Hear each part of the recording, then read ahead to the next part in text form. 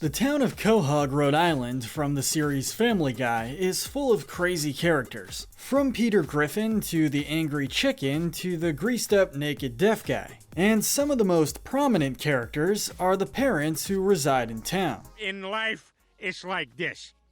But in a world as crazy as Family Guy, which of the parents are actually good parents? And which parents are bad or straight up evil? I'm Kyle with Wicked Binge, and this is Family Guy Parents Best to Worst.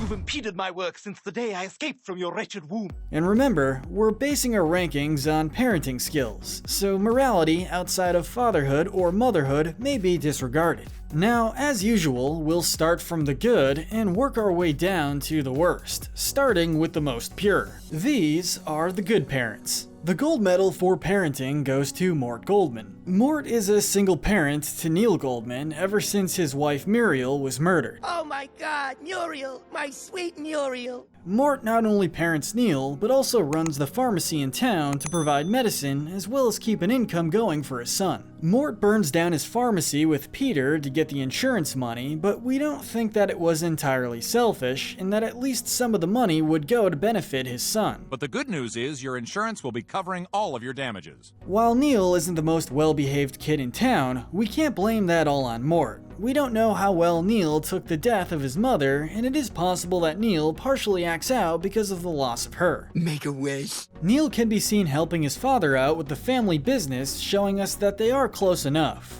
Mort showing his son the value of hard work. Even though we don't necessarily see a ton of Mort parenting Neil, it's hard to be a single parent, and we have to give him credit for doing what he does. Granted, he essentially buys Meg for his son when Peter runs up his tab at the pharmacy. What do you think of that, Neil? Daddy bought you a girlfriend. It really shows how terrible many of the characters in the show are when the best parent is guilty of that. Our silver medal for parenting goes to Cleveland Brown. Cleveland has one son, Cleveland Brown Jr., and two stepkids. He was married to Loretta before she cheated on him and then later died, before marrying his childhood crush, Donna Tubb. Hear that, chump? This nice fat ass is mine. We can see that Cleveland is a good father from how he reacts when Peter shoots his son. Cleveland cuts ties with Peter even if he does forgive him later after seeing how sorry Peter really was for the incident. You shot him because you're stupid. That's all I'm trying to say. Cleveland can be seen attempting to bond with his stepkids, even if it doesn't always go well. That said, he does let Peter get away with a lot of terrible things that otherwise are quite dangerous to his own family. No.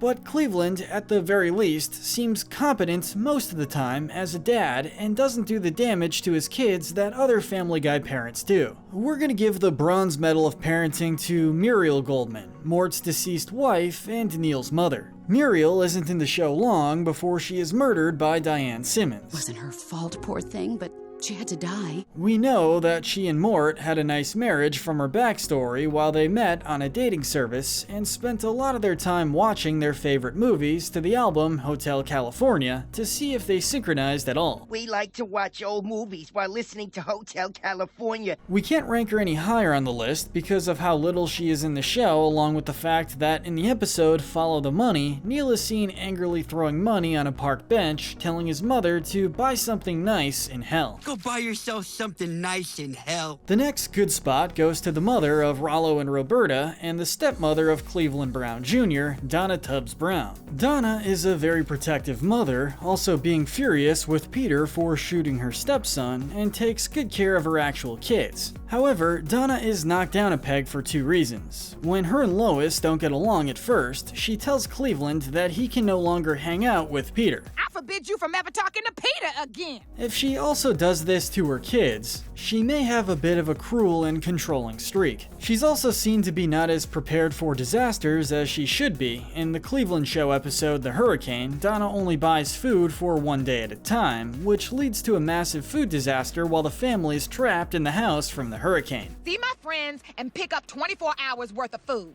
Next is Ida Davis. Originally Dan Quagmire, she came to Quahog to get a sex sex change. What do you think, boys? Glenn looks up to his dad when he comes to town and even supports his decision to get the sex change surgery. Where Ida goes down some notches, however, is sleeping with her son's worst enemy, Brian Griffin. And I'm in room 406. Glenn also admits that Ida wasn't around as much while in the military. However, Ida gets a few points back for helping search for Glenn when he was kidnapped by Sanja, and donating her old penis to Glenn after his is bitten off by a shark. I can't take your penis, Dad.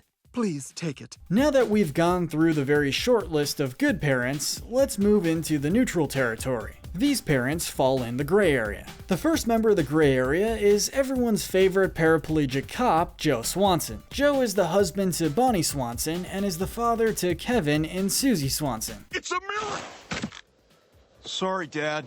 Just get the chair. Joe stays in the gray area because while there aren't a ton of bad things against him, his mental instability and constant screaming could be doing some damage to Susie as she grows up. The worst example of Joe's anger comes when he beats his son Kevin in a blind rage so bad that Kevin had to live in a foster home. And everything got a little hazy. Kevin went to live with a foster family for a while. While him and Kevin have a better relationship now, there is no denying the fact that Joe has some serious anger issues that he needs to take care of. Joe has also shown that he's a bit selfish as well, telling Peter and Evelyn that he is saving the last time that he can walk for Susie's wedding, but using it to walk out of the clam to get away from them. Joe can be a good guy, but it's clear from his actions that he isn't the best parent. You're under arrest for the crime of desertion. Peter's mother, Thelma Griffin, is up. Thelma had a hard time taking care of her son mostly by herself while Peter's stepfather, Francis, wasn't around to help much and was frequently abusive to Peter. She was there for her son's parent-teacher conferences, showing that she cares at least a bit about how her son turns out in school. Speaking of mothers, next is Babs Pewterschmidt. Babs married Carter almost solely for his money and even leaves or cheats on him several times when he runs out of said money. I lost my home, my money, and perhaps just as serious, my wife left me. Although, Carter has cheated on Babs too, so that can't really go against her all that much. What she does have for her as a parent is her love for her daughters Lois and Carol. Babs doesn't love Peter very much, but accepts that Lois loves him and gets along with him a lot better than Carter does. Ow! Why do you keep these things together? What she doesn't have going for her, however, is how she treats her son. In the episode The Fat Guy Strangler, it's revealed that Babs cheated on Carter with Jackie Gleason, and when her son Patrick walked in on them, he had a mental breakdown and had to be sent to an institution. I was so traumatized, they sent me here, and I guess they must have forgotten about me. Eventually, after being released from Brookfield Insane Asylum, he went on a killing spree, killing fat people and almost killing his brother-in-law, Peter. Next up is Brian's dad, Coco. We never get to see Coco, but we do get enough information about him to put him in the gray area. When Brian gets the Good Dog Award from Stewie, Brian tears up and says that he wishes his dad was alive to see it. I wish my dad was alive to see this. However, he does have a racial problem that he passed on to his son, and Brian uses this as an excuse as to why he barks at black people. I get that from my father. He's from a different generation. Peter's real father, Mickey McFinnigan, fits in next. For the morning, laddies, let me cut you an Irish rose. There isn't really a whole lot to say about Mickey. Peter didn't meet him until he was 43 years old, and he won't admit that Peter is his son until Peter beats him in a drinking contest. It becomes clear that Peter gains many of his attributes from his father, including being a fat, stinking drunk. The fact that many of Peter's attitudes come from his father is what drags Mickey so far down the list. Spoiler alert for the rest of the list, but Peter is pretty far down there. We can only assume that with how bad Peter is at raising his own kids, he probably would have been raised in a pretty awful way by Mickey as well, due to the fact that the two mirror each other almost identically. Nobody's ever beat me at the game of drink. However, because we know so little about him, we can't rank him as a totally bad parent. After all, he didn't know that Peter existed. The last member of the Brown family, Loretta Brown, has to be next. Loretta came dangerously close to be included in the bad area, but we kept her just outside of it. I cheat on you and you apologize to me? Now, she cheats on Cleveland with Glenn Quagmire and may have also slept with Adam West, Ollie Williams, Frank Sinatra Jr., and the greased-up naked deaf guy. Plus, when she and Cleveland divorced, she took the old house and left her son with Cleveland. What keeps her out of the side of the worst parents, however, was that after she died, she left her estate to her son with the stipulation that none of it be used for her ex-husband. The will stipulates that you are to have no knowledge of its details. The fact that she at least left everything to her kid with foresight to make sure it goes directly to him keeps her just outside the bad category. The mother of Glenn Quagmire, Crystal Quagmire, is next. Crystal has 3 kids, Glenn, Brenda, and Gary Quagmire. Crystal did a lot of raising kids by herself since her ex-husband was in the military, and we don't discredit her for trying. Alright. However, she spends more time with sexual partners than with her son, leading to Glenn not having a good role model and can probably be partially blamed for how Glenn turned out. Hi, Ronnie. Hey, listen, have my mom home by midnight, okay? When she finally shows up, Glenn makes it clear that she did nothing to raise him and that he doesn't want anything to do with her. What stops her from falling to the worst side of the parents is that when Crystal does show up, she claims to be a better person and helps her son get out of jail, and promises him that she wants to be a part of his life. But I'd love a second chance. While this doesn't change what she did while Glenn was growing up, it is good that she acknowledges her shortcomings. Now we move from the gray area to the downright bad parents. These parents have little to no redeeming value in them, but aren't short of terrible things that they do to their kids. And some of them are straight up evil. The character who was pregnant for the longest time is Bonnie Swanson. For the most part, we actually don't see much of Bonnie as a parent, and that's most of the problem. While Joe usually has a moral compass, despite a few slip-ups, Bonnie seems to have no such thing. I need these voiceover checks to support my gambling addiction. We can blame her just as much for how bad Kevin turned out. But on top of that, she cheats on her kid's father several times and then tries to kill Joe several times. Not liking your husband is one thing, but trying to rid your kids of their father is something completely different. If this is how she treats Joe, we can only imagine how she treats little Susie or Kevin. The first Griffin on the list is Brian Griffin. He's your son. Oh, no way! Brian is the father to Dylan and is in his son's life very little. Let's start with the good things that Brian has done for his son. When Dylan first came to live with the Griffin family, he was disrespectful and rude. Hi, Dylan! All this stuff in here is mine now. However, after working with Brian for a little while, he became a nicer, more respectful person. Brian was reluctant about Dylan going back to live with his mother, but Dylan reassured Brian that this was what was best for him, and Brian let him go. The next good thing that Brian does for his son is acknowledging that he was a terrible father and that he wants to try and fix that error. That's about where the good ends for Brian, however. After his initial meeting with his son, Brian doesn't talk to him for years, which is even noticed by Quagmire. You failed college twice, which isn't nearly as bad as your failure as a father. When Dylan calls Brian, Brian tells Stewie that he doesn't want to talk to Dylan and only talks to him when he finds out that his son is famous and that he could get a job from him. Brian may have had a few decent moments with his son briefly, but the fact that he only seems to want to talk to Dylan when he can get something out of it really drags him down. You want a job on my show? We can't go through a Family Guy bad list without mentioning Carter Pewterschmidt. On paper, Carter as a father doesn't sound too bad. He loves Lois deeply and wouldn't dream of hurting her, and even though she lives in the middle class and left the wealthy lifestyle they had behind, he still supports her. By the way, I couldn't figure out how to use your oven, so I destroyed it in a blind rage. However, it's other actions around his parenting that really puts Carter this low. Carter hates his son-in-law deeply and doesn't try to hide it at all, even to his daughter, who he made it clear that he would be happy if Lois dumped Peter. It's a gun. Oh, yeah? Yeah, I'm going to kill you. Carter cheated on Lois's mother and got mad at Peter for blowing the whistle on it. He's very racist and sexist and hates those who have less than him. Gay marriage. Next thing you know, they'll want to vote. Carter ranks this low on the list because of how bad of an influence he was on his children and probably plays a part in why Lois ended up being such a bad parent. Side note, as bad of a parent Carter is, he's actually a significantly better parent than he is a person in general. If we were ranking his general morality, he would be really, really far down the overall list. Grandpa's going nuts on the oven. Can you come home quick?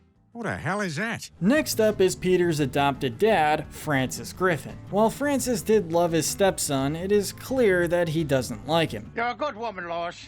Perhaps you won't burn in hell after all. Francis and Peter have always had a rocky relationship, with Francis being verbally abusive to Peter for most of his life. He is a stereotypical and bigoted religious fanatic who judges everyone else. He even taped to a Protestant whore underneath the just married sign at Peter and Lois's wedding. Has never been comfortable with the fact that I'm not Catholic. Even after the Pope tells him that Peter and Lois being married is okay, Francis refuses to listen to him. Francis doesn't really have any redeeming qualities as a father or a person, and even hits Brian with a Bible for questioning him. Next is Lois Griffin. While Lois shows some love for Stewie when he isn't trying to kill her, she doesn't show much love for her other kids. Nothing. That's right, nothing. Don't you sass me.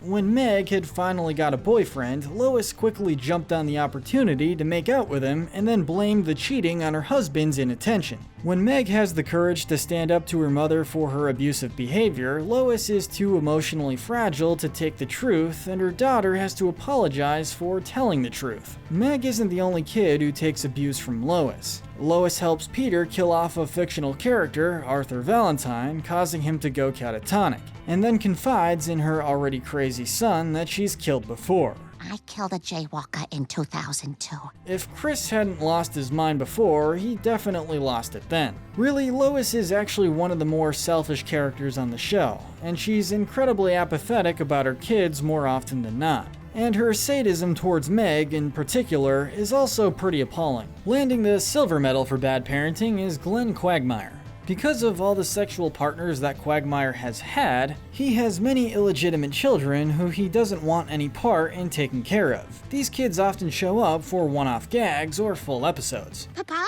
Oh, God! Quagmire ends up so low on the list because of how often his kids show up, to babies left on doorsteps, strippers with his head, even giraffe babies. Giraffity! Yeah, see, that's not mine. We can't give him the gold medal for worst parent, however, because of how he tries to work with Anna Lee before giving her up for adoption, because he knew it was best for her. He tries really hard to come back and get her back afterwards, but gives up after seeing how happy she is with her new family. This family is what's best for Anna Lee.